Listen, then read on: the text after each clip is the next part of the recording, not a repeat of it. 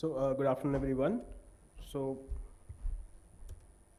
so what are the various retinal diagnostics that the resident is usually exposed to? Is ophthalmoscopy, FFA, OCT, B scan, and maybe ICG.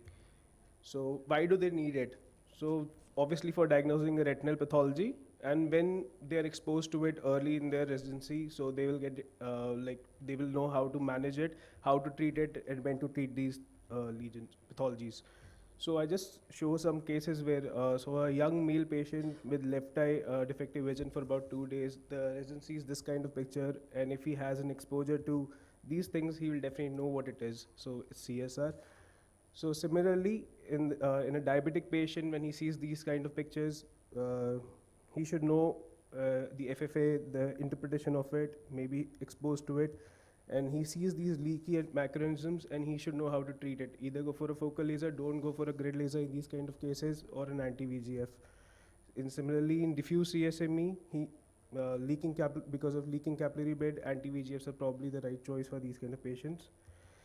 Sometimes, if he knows how to interpret the FFA, he'll be knowing with like major loss of vision in diabetic patients due to macular ischemia.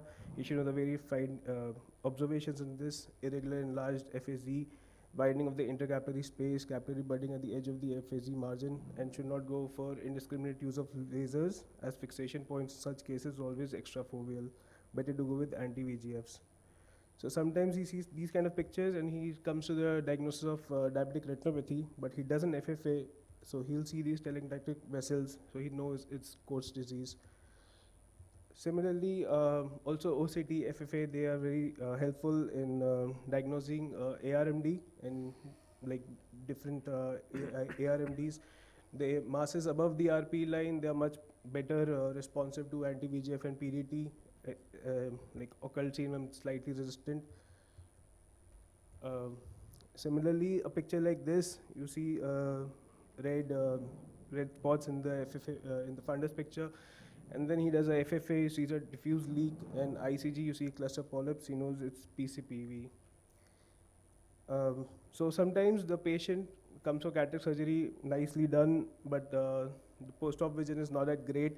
He's exposed to OCT and he knows there is a CNVM, which is causing the visual loss. Similarly, a case again, cataract surgery, but he's not evaluated it properly. In the left eye, the vision is not corresponding to the cataract, and that is where the clue is. You always do a retinal diagnostic OCT and just see how the other eye is, whether there is diabetic macular edema or not. And similarly, in occlusion cases, do FFA, see the extent of the foveal pathology, and you can better tell the patient about the prognosis of the condition. Similarly, after he should be able to see whether the able to quantify the macular edema as well in these kind of cases. So in conclusion, in today's times, the patient have become more demanding. They have great expectations, and OCD is now usually considered a safer routine test in patients undergoing cataract surgery with premium lenses.